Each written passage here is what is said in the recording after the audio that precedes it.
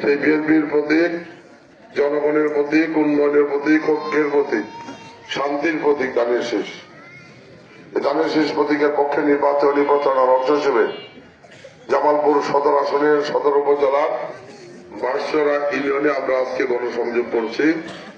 এই গণসংযোগের অংশ হিসেবে আজকে এইখানে কোর্টের ডেকে ঈদগাহ মাঠে এই পথসভা কোর্টের ডেকে বাপের কেন্দ্র তো বাঁশছড়া।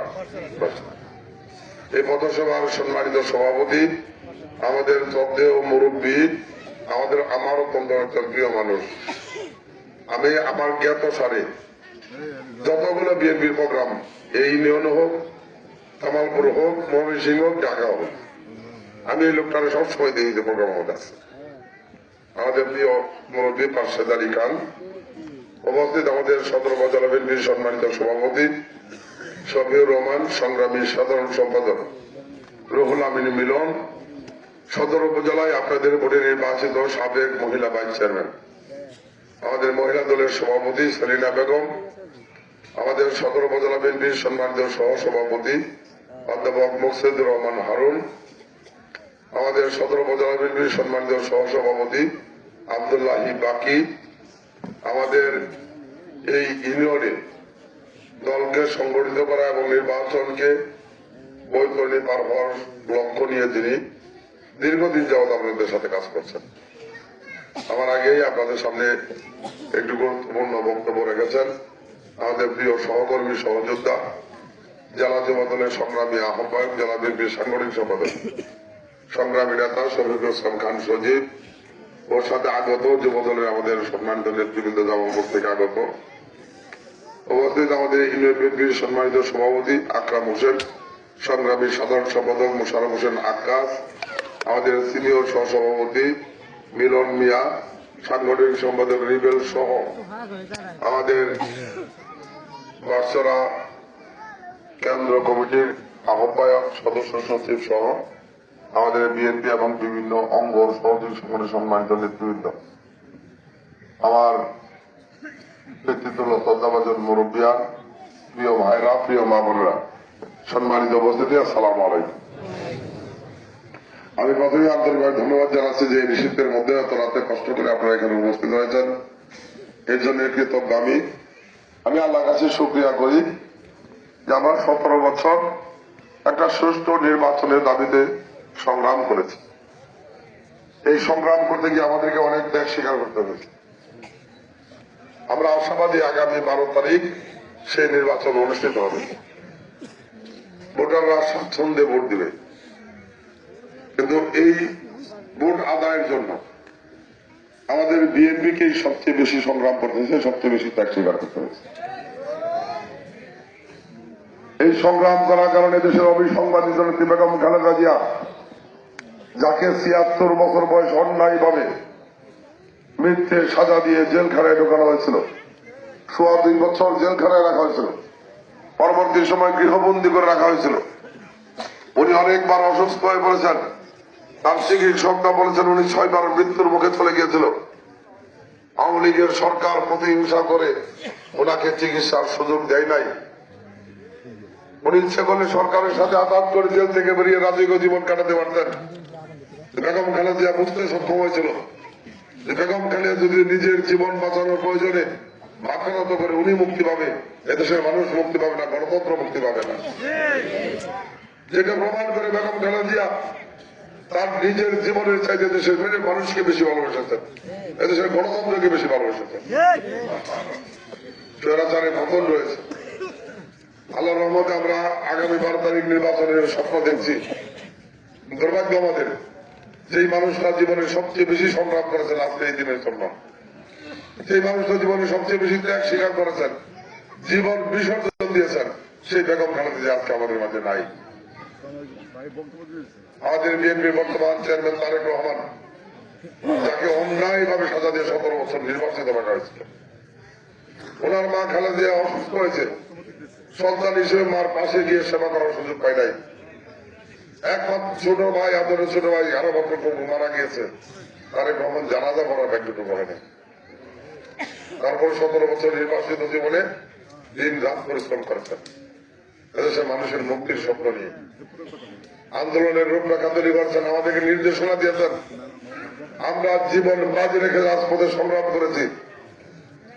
এই সংগ্রাম করতে গিয়ে আমাদের মহাসচিব মির্জা ফখরুল ইসলাম আলমগীর সহ সারা বাংলাদেশে হাজার হাজার নেতা কর্মীকে অন্যায়ভাবে গ্রেপ্তার করে জেল কাটানো হয়েছে। আমাদের ভাষারাও একজন জেল কেটেছে। আমাদের 38 লক্ষ নেতা কর্মীর বিরুদ্ধে মিথ্যা কাহিনী মামলা হয়েছে। একটা রাজনৈতিক দলের 38 লক্ষ নেতা কর্মীর বিরুদ্ধে মামলা হয়েছে। এটা পৃথিবীর ইতিহাসে কোন দেশে আছে বলে আমার ধারণা নেই। আমাদের অনেক নেতা কর্মী বাড়িঘর ভাঙচুর হয়েছে, অনেকের ব্যবসা বাণিজ্য দখল করা হয়েছে, অনেক নেতা কর্মী দিনের পর দিন বাড়ি যেতে পারে না, স্ত্রী সন্তানের মুখ দেখতে পারে না আওয়ামী লীগের নির্যাতনের কারণে। গত 28 অক্টোবর সরকার পতনের 1 দফা কর্মসূচি ঘোষণা করে আমরা অনেকেই ধান খেতে জীবন কাটাতে বাধ্য হয়েছি, সারা রাত ধান খেতে বসে থাকতে হয়েছে। তারপরেও আমরা জনগণের ভোটের অধিকার প্রতিষ্ঠার সংগ্রাম চালিয়ে গেছি। আমরা বিশ্বাস করি সেই জনগণ আগামী 12 তারিখ ভোট দেবে। যেহেতু এত সংগ্রাম, এত ত্যাগ, এত জীবন, খালেদা জিয়ার জীবন বিসর্জন, আমার বিশ্বাস এই দেশের মানুষ 12 তারিখ দানের শেষে ভোট দিয়ে বিএনপিকে রাষ্ট্রীয় ক্ষমতায় অধিষ্ঠিত করবে। আমরা যে আবেদনটি নিয়ে এসেছি, সজীব একটু বলেছে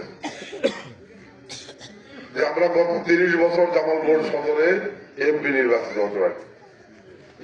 30 বছর আওয়ামী লীগের এমপিরা প্রতিনিধিত্ব করেছেন, কথা ঠিক না? আমরা বিএনপির 30 বছর এমপি হতে পারি। 30 বছর জামালপুর সদর উন্নয়নে আমরা কার্যত কোনো ভূমিকা পালন করতে পারি নাই। আজকে একটা সুযোগ, সম্ভাবনা তৈরি হয়েছে। 30 বছর পরে আজকে যে সম্ভাবনাটি তৈরি হয়েছে, এইবার বাংলাদেশের রাজনীতির হিসাব পরিষ্কার। আমরা জামালপুর সদরে পাশ করলেও বিএনপি এবার জনগণের ভোটে নির্বাচিত হয়ে বিপুল ভোটে ক্ষমতায় যাব। আমরা সদরে পাশ না করলেও বিএনপি এবার ক্ষমতায় যাব না। সারা দেশে বিএনপির জনজোয়ার তৈরি হয়েছে।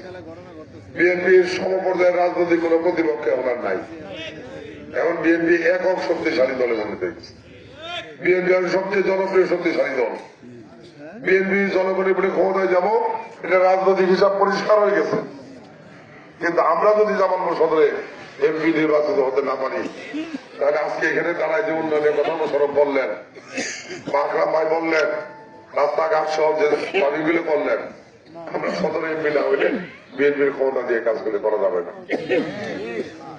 এই কাজগুলো করতে হলে বিএনপির ক্ষমতায় যেতে হবে, সদরেও বিএনপির প্রতিনিধিকে দানের শেষে বিজয়ী করতে হবে। আমাদের বিশ্বাস এবার সেই সম্ভাবনা তৈরি হয়েছে। বিএনপির ক্ষমতা যাব, এটাও যেমন অনেকটা নিশ্চিত। আমরা যদি আল্লাহর আমাদের সবাই মিলে আন্তরিকভাবে চেষ্টা করি, আমার বিশ্বাস জামালপুর সদরেও আমরা বিএনপি নির্বাচিত হবে। 30 বছর পরে যে সুযোগটা তৈরি হয়েছে, এই সুযোগটা আমরা হাতছাড়া করতে চাই না। আমি আপনার কাছে বিনয়ের সাথে অনুরোধ করি যে আমরা রাজনৈতিক চলায় আমাদের মধ্যে একটু ভুল বোঝাবুঝি, মানসিক দূরত্ব থাকতেই পারে। আজকে জামালপুরের উন্নয়নের স্বার্থে, এই এলাকার উন্নয়নের স্বার্থে আসুন আমরা সকলে মিলে একসাথে আন্তরিকভাবে কাজ করি। আপনাদের প্রতি আমার আহ্বান, 30 বছর পরে যে সম্ভাবনা তৈরি হয়েছে, যদি আল্লাহ রহমত করে বিএনপি ক্ষমতায় যায়, আপনারা যদি আমাকে এমপি হিসেবে নির্বাচিত করেন, আমার বিশ্বাস 30 বছরে জামালপুর যে উন্নয়ন না হয়েছে, আমরা তার চেয়ে অনেক বেশি উন্নয়ন করতে পারবো ইনশাআল্লাহ। আপনারা যে দাবিগুলো করছেন, এটা পালন করা খুব বেশি কঠিন কিছু বলে আমি মনে করি। বিএনপি ক্ষমতায় আসলে আমার বিশ্বাস আমি এই কাজগুলো করতে পারবো, কিন্তু এই কাজগুলো করার সুযোগ আপনাদেরকে তৈরি করে দিতে হবে। এবং সেটা করতে হলে আগামী 12 তারিখ ভোট কেন্দ্রে যেতে হবে, দানের শেষে ভোট দিতে হবে। আমরা সবাই রাজি আছি তো ইনশাআল্লাহ দানের শেষে? আমি বক্তব্য দীর্ঘায়িত করবো না। আমাদের জামালপুর শহরে 5,74,000 ভোটার। আমি ব্যক্তিগতভাবে 5,74,000 ভোটার কাছে যাওয়া সম্ভব না, কথা ঠিক না? 5,74,000 ভোটার জামান প্রায় 1 বছরের বেশি সময় না। আমার ইলেকশন আজকে 4 তারিখ, 12 তারিখ ইলেকশন, মাঝখানে 7 দিন আছে। এইখানে আবেদন হলো আপনারা যারা আছেন, আপনারা সবাই দানের শেষে ভোট দেবেন। বাড়িতে যারা আছে আসে নাই, তাদেরকে দানের শেষে ভোট দেওয়ার জন্য অনুরোধ করবেন। কথা ঠিক আছে কি? চাচা যারা আইসে আর চাচি আয় নাই, রাতের বেলা চাচিরে বদলা বুঝে দাঁড়িয়ে ছিল ভর্তি পাবা। চাচি যারা আইসেন চাচা আয় নাই, চাচিরা রাতের বেলা চাচারে বদলা বুঝে এবার দাঁড়িয়ে ছিল ভর্তি পারলাম। যারা আইসেন বাড়ির যারা আছে তাকে রাইতে বললাম লাগলো যে এবার দাঁড়িয়ে ছিল ভর্তি পারলাম। আমাদের নেতা কর্মী যারা আছেন এখন প্রতিটা ভোটারের কাছে দাঁড়িয়ে দাঁড়িয়ে যাবেন, দাঁড়িয়ে শেষে সালাম পৌঁছাবেন, অনুরোধ করবেন দাঁড়িয়ে শেষ করতে হবে। তবে সম্মানের সাথে ভদ্রতার সাথে করতে হবে। আমাদের বক্তব্য পরিষ্কার, 17 বছর সংগ্রামের পরে যে ভোট পাইছি এই ভোট নিয়ে আমরা কাউকে সিনেমিনি খেলতে দেব না। বিএনপি নেতা কর্মীরা ফজরের নামাজ পড়ে ভোট কেন্দ্রে যাবেন, ভোট কেন্দ্রে অবস্থান নেবেন। ভোটাররা যাব নিরাপদে স্বাচ্ছন্দ্যে শান্তিপূর্ণ ভাবে ভোট দিব, যার যার ভোট সেই দিব, আগের ইচ্ছা অনুযায়ী। আমরা কোনো বিশৃঙ্খলা করবো না, কিন্তু আমার দায়িত্ব হইল আমরা কারো বিশৃঙ্খলা করতে দিব। ভোটাররা যাতে সুন্দর পরিবেশে ভোট দিতে পারে সেটা আমরা নিশ্চিত করবো। 17 বছরের পর ভোট যদি কেউ বিশৃঙ্খলা করতে চায়, প্রশাসনের কেউ যদি এটা নিয়ে খেলা খেলবার চায়, সেই খেলা আমরা খেলতে দেবো। স্বাচ্ছন্দ্যে ভোট হবে, ভোটাররা ভোট দিব, ভোট গণনা হবো, রেজাল্ট শিট লিখবো, ফলাফল লেখা স্বাক্ষর করে প্রিজাইডিং এজেন্টের হাতে দিব, তারপরে ওনারা যাবো, আমরা ছিলাম। আমরা সর্বোচ্চ ধৈর্য দান করবো, কোন বিশৃঙ্খলায় আমরা ফাঁদে পা দেব। তবে সতর্ক থাকতে হবে, সতর্ক থাকতে হবে এই কারণে যে একটা শক্তি পরাজিত হয়েছে, এরা বিশৃঙ্খলা করতে পারে। আরেকটা শক্তি বুঝতে আছে যে ওরা পরাজিত হয়ে গেছে, বিএনপি বিজয় ঠেকা পাবো না, তারাও বিশৃঙ্খলা করতে পারে। এই ব্যাপারে সতর্ক থাকতে হবে। আমি বক্তব্য দীর্ঘায়িত করবো না, অনেক রাত হয়ে গেছে। আমি যে কথাটা আপনাদেরকে আশ্বস্ত করে যাই, আমাদের নেতা তারেক রহমান ইতিমধ্যেই একটা বিষয় পরিষ্কার করেছেন যে আওয়ামী লীগের অন্যায় অপকর্মের কারণে আওয়ামী লীগের যে পরিণতি হয়েছে, বিএনপি যায় যদি ওই একই রাস্তায় হাঁটে, তাহলে বিএনপির পরিণতি আওয়ামী লীগের আরো ভয়াবহ হবে। ওই কারণে বিএনপি এই দেশকে নিয়ে নতুন করে স্বপ্ন দেখতেছে। বিএনপি নিয়ে নতুন করে স্বপ্ন দেখতেছে। বিএনপির স্বপ্ন দেখে আগামী দিনে ক্ষমতায় গেলে এই দেশকে নতুন করে ঢেলে সাজানো হবে, শিক্ষা ব্যবস্থা নতুন করে সাজানো হবে, যে শিক্ষা ব্যবস্থায় কর্মমুখী শিক্ষা ব্যবস্থা হবে। আপনি লেখাপড়া শেষ করে কর্ম করে খাবার পাবেন। আমার দেশের অনেক যুবকরা বিভিন্ন দেশে যায় চাকরি করে, তারা টেকনিক্যাল শিক্ষা না থাকার কারণে এক লেবারগিরি করা তারা কিছু করাবে, অথচ টেকনিক্যাল শিক্ষা থাকলে তারা অনেক বেতনে চাকরি করতে পারত। বিএনপি এরকম কর্মমুখী শিক্ষার উদ্যোগ গ্রহণ করছে। আমাদের নেতা বলছে যে 16 বছর আমরা দেখছি যে আপনার ছেলে যদি চাকরি পরীক্ষায় ফার্স্ট হয়েছে, বাপ আওয়ামী লীগ না করে চাকরি দেন। আমাদের নেতা বলছে যে চাকরি হলো যোগ্যতা দিয়ে, মেধা দিয়ে, দলীয় পরিচয় দিয়ে। আমরা 16 বছর শুনছি যুবক করে ঘরে ঘরে চাকরি দেওয়া হবে, যুবক করে ঘরে ঘরে চাকরি মন দিয়ে কইলি ওই জায়গা। আপনাকে নতুন নতুন কর্মসংস্থান তৈরি করতে হবে। তারেক রহমান বলছে যে বিএনপি ক্ষমতায় গেলে নতুন নতুন শিল্প কারখানা গড়ে তোলা, যেখানে যুবক তরুণদের নতুন কর্মসংস্থানের ব্যবস্থা হবে। বিশ্বের বিভিন্ন দেশের সাথে সম্পর্ক বাড়ায় সেই সমস্ত দেশে যুবক তরুণদেরকে পাঠায় সেইখানে চাকরির ব্যবস্থা করা হবে, যেটা জিয়া রহমান করছেন। আমাদের নেতা বলছে যে এদেশের অনেক মানুষ কৃষির উপর নির্ভরশীল। আমরা বিগত বিএনপি সরকার সময় দেখছি সার নিয়ে কেলেঙ্কারি।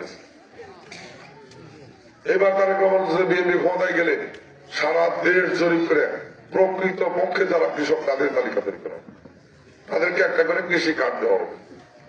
কৃষক হিসেবে ওই কৃষি কার্ড দিয়ে সার, বীজ, যন্ত্রপাতি এগুলা ন্যায্য মূল্যে কিনতে পারবো। আবার যে ফসল উৎপাদন করবো ওই ফসল উপযুক্ত দামে সরকারের কাছে বেচতে পারবো, যাতে কৃষকরা বঞ্চিত না হয়, যাতে দালালরা এখানে কোনো সুবিধা করতে না পারে। আমাদের নেতা বলছে যে বাংলাদেশের জনসংখ্যার মধ্যে কোনো নাম, এই নারীরা যদি উপার্জন করা শিখে, উপার্জন করে, তাই নারী করে জীবনের উন্নতি হবো, দেশের উন্নতি হবো। কারণ আমাদের দেশে 18 কোটি মানুষ, যদি আমরা ধরি 9 কোটি পুরুষ, 9 কোটি মহিলা। এই 9 কোটি মহিলা কিন্তু উপার্জন করে না বেশিরভাগই, তাই না? তারা গৃহিণী। তারা সাংসারিক কাজ করে। যদি এই নগরী মহিলা প্রত্যেকের দিনে 10 টাকা করে রোজগার করে, তাহলে কত কোটি টাকা দিলে উপার্জন পারে? আমাদের কাছে সিদ্ধান্ত নিচ্ছে যে মহিলাদেরকে প্রশিক্ষণ দিয়ে ঋণ দিয়ে উপার্জনের সাথে সম্পৃক্ত করা। আমরা বলি যে মহিলাদের ক্ষমতায়নের কথা। মহিলা যতক্ষণ পর্যন্ত উপার্জন করা না শিখবো, যতক্ষণ পর্যন্ত পরিবারের সহযোগিতা করতে না পারবো, ততক্ষণ পর্যন্ত ওই পরিবারের ওই মহিলার সদস্যের ক্ষমতা পারবো না। এই জন্য প্রাথমিকভাবে সিদ্ধান্ত নেওয়া হয়েছে যে বিএনপি ক্ষমতায় গেলে সারা দেশ জরিপ করে প্রত্যেকটা পরিবারে একটা করে ফ্যামিলি কার্ড দেওয়া। ওই কার্ডে ওই পরিবারের সকল সদস্যের নাম থাকবো। প্রতি মাসে ওই কার্ডের মাধ্যমে ওই পরিবার সরকারি ভাবে 2500 টাকা অথবা সমপরিমাণ চাল ডাল তেল জিনিসগুলো পাবো। যেহেতু কার্ডটা দেওয়া হবো মহিলা সদস্যের নামে, মহিলা সদস্য যখন ওই কার্ডের মালিক হবো, তখন এই কার্ডের মাধ্যমে যখন এই 2500 টাকা অথবা সমপরিমাণ জিনিস পরিবার দিতে পারবো, তখন ওই পরিবার মধ্যে মহিলার সদস্যের সম্মান মর্যাদা পারবো না। তারেক রহমান এই জাতীয় উদ্যোগ নিয়েছে। এখন যখন দেশে সারা দেশে মহিলারা বিএনপির দিকে মানে দাবিত প্রচুর মহিলা, আমরা এখন যে মিটিং করি আমাদের মা বোনরা সবাই মিটিং আসে। এখন আজ জামাত ইসলামের মাথা নষ্ট। জামাত ইসলাম এখন নতুন বন্দি বাড়ি করছে 3 দিন ধরে। কি বলে? তারেক রহমান দিব ফ্যামিলি কার্ড আর জামাত ইসলাম দিব জান্নাতের কার্ড।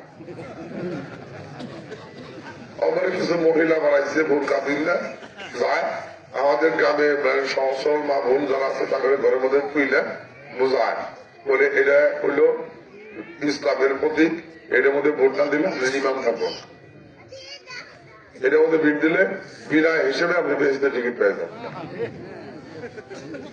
মুসলমানদেরকে বিশ্বাস করতে হবে যে মুসলমানদের পরকাল আছে, তাই না? আমরা পরকাল বিশ্বাস করলে মুসলমান, পরকাল বিশ্বাস না করলে মুসলমান। পরকাল কি? দুনিয়াতে আমরা ভালো মন্দ যা কিছু করতেছি এটার হিসাব পরকালে হোক। যদি আমরা পুণ্যের রাস্তা বেশি হয়ে থাকে তা আমরা ওই পরীক্ষায় আমাদের পুণ্য বেশি হয়, তাহলে আমরা বেহেশতের রাস্তায় যাব। যদি পাপের মাত্রা বেশি হয় তাহলে দুজকের রাস্তায় যাওয়া হবে, তাই না? আপনি দুনিয়া অন্যায় অপকর্ম করলেন, অকাম কোকাম যা আছে সবই করলেন, ওইটা পরকালের হিসেবে দেখা গেল যে আপনার পাপের মাত্রা বেশি, আপনি যাবেন দুজক।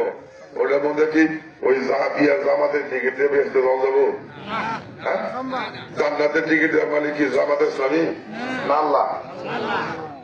তাহলে জামাত ইসলামী যেগুলো করতেছে এগুলো ইসলামকে মানুষের কাছে বিকৃত ভাবে উপস্থাপন করতেছে, যাতে ইসলামের ক্ষতি হয়েছে। কাজে যারা ইসলামকে বিকৃত উপস্থাপন করে তারা ইসলামের পক্ষে শক্তি দেয়, বরং তারা ইসলামের ক্ষতি করতেছে। এই জামাত ইসলামী 1971 সালে স্বাধীনতার বিরোধিতা করছে। এই জামাত ইসলামী 1971 সালে পাক বাহিনীর দালালি করে আমাদের মুক্তিযোদ্ধাদেরকে হত্যা করাইছে, মা বোনদেরকে ইজ্জত নষ্ট করাইছে। যারা 71 সালে স্বাধীনতা যুদ্ধের বিরোধিতা করছে, মুক্তি বাহিনী করে হত্যা করেছে, মা বোনদের ইজ্জত নষ্ট করেছে, তারা কখনোই ইসলামের পক্ষে শক্তি হতে পারে না। আজকে ইসলামে বড় বড় কথা কইলি তারা ইসলামের পক্ষে শক্তি হয়ে গেল না। এই যে 3 দিন আগে জামাত ইসলামের আমির, সবচেয়ে বড় নেতা যিনি, উনি ফেসবুকে এক স্ট্যাটাস দিয়েছে যে কর্মের নামে মহিলা করে ঘর থেকে বাইর করা মানে পতিতাবৃত্তির সমান। আল্লাহ মাফ করুন, আমাদের দেশে কয়েক লক্ষ মেয়ে গার্মেন্টসে চাকরি করে খেতেছে। ঢাকায় যদি কেউ যান, যখন গার্মেন্টস ছুটি হয় তখন দেখবেন যে রাস্তার 2 পাশে শত শত মেয়েরা গার্মেন্টসে চাকরি করে মারা যেতেছে। এটা কেউ কোন সময় চিন্তা করেন কিনা আমি জানি না। যদি গার্মেন্টস না থাকতো আমাদের আজকে যুবতী বোনদের কি অবস্থা হইতে, আল্লাহ ছাড়া কেউ জানে, এটা আল্লাহ ছাড়া কেউ জানে না। চেয়ারম্যান গার্মেন্টস প্রতিষ্ঠা করে গেছিল, আজকে সেই গার্মেন্টসে চাকরি করে তারা নিজে করে ইজ্জত রক্ষা করতেছে, নিজে করে জীবন বাঁচাইতেছে, পরিবারটারে বাঁচাইতেছে, বাংলাদেশটারে বাঁচাইতেছে। আর জামাত ইসলামের আমির কয় এটা বলে পতিতাবৃত্তির সমান। তাহলে এই বেটারা আগামী দিনে মহিলা করে বই নিয়ে যাবো, এটা আল্লাহ ছাড়া কেউ। কাজে আমাদেরকে সতর্ক হতে হবে যে জামাত ইসলামের বাংলাদেশে ঠাঁই দেওয়াটা ঠিক হবে। আমি অনুরোধ করি, অনেকে বন্ধু আছেন গ্রামের মধ্যে একটা কথা আছে যে যুদ্ধের বাদ করতে দেখা, তাই না? হয় না? আসলে কি জিদের বাদ করতে খাওয়ানো উচিত? আওয়ামী লীগের বন্ধুরা আছেন, এখন যদি মনে করেন যে আওয়ামী লীগ নাই, শীত করে জামাতে ইসলামের ভোট দিবেন, এটা হচ্ছে খবর। জামাত ইসলাম সবার শত্রু, এই দেশের শত্রু, দেশের মানুষের শত্রু, ইসলামের শত্রু। এই ব্যাপারে আমাদের সতর্ক থাকা দরকার। আমি আর দীর্ঘায়িত করি না, আমি শুধু এইটুকু বিনয়ের সাথে বলতে চাই, 30 বছর পরে যে সুযোগটা আসছে, যদি ধানের শীষে ভোট দেন আপনারা, আমি এমপি হই, আবার আপনাদের সাথে দেখা হবে, হয়তো এখানেই বলবো এই এলাকার কি উন্নয়ন কাজ আছে আপনারা বলবেন, আমি অঙ্গীকার করে গেলাম আপনাদের কাজগুলো করার ব্যবস্থা করবো। আল্লাহ আমাদের সকলের কাছে দোয়া কামনা করে 12 তারিখের নির্বাচনে সবাই কেন্দ্রে যাবেন, ধানের শীষে ভোট দেবেন ইনশাল্লাহ। এই অনুরোধ করেন, যারা আসে নাই তাদের কাছে আমাদের পক্ষে ধানের শীষের ভোট প্রার্থনা করবেন, অনুরোধ করবেন যাতে সবাই ভোট দেয়। যদি আল্লাহ মাথা লাগে আবার দেখা হবে ইনশাল্লাহ। সবাই ভালো থাকবেন, সুস্থ থাকবেন, আল্লাহ আমাদের সকলকে হেফাজত করুক। আসসালামু আলাইকুম।